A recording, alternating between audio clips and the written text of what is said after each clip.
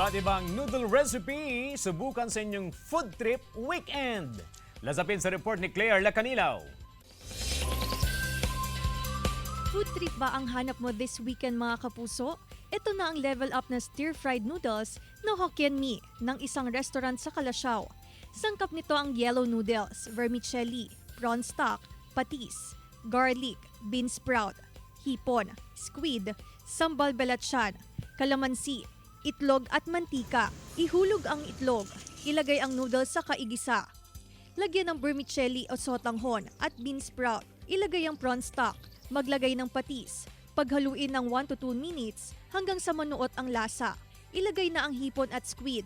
Lagyan ng sambal on the side at kalamansi. Mapapamain ka talaga sa Hokkien Mee.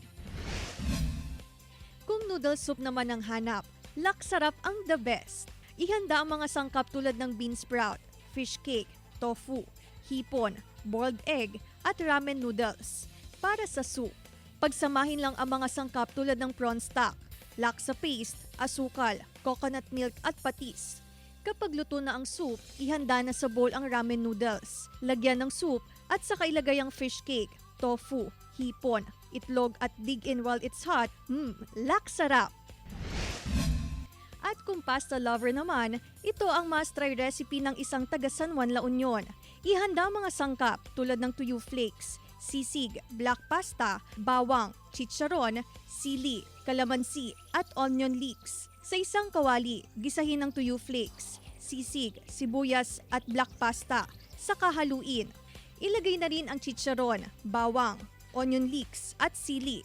Haluin mabuti. At voila! Tuyo sisig black pasta is ready to serve. Tandaan lang, lalong sasarap ang inyong food trip kapag kasama ang inyong loved ones. Claire Lacanilaw para sa Mornings with Jimmy Regional TV.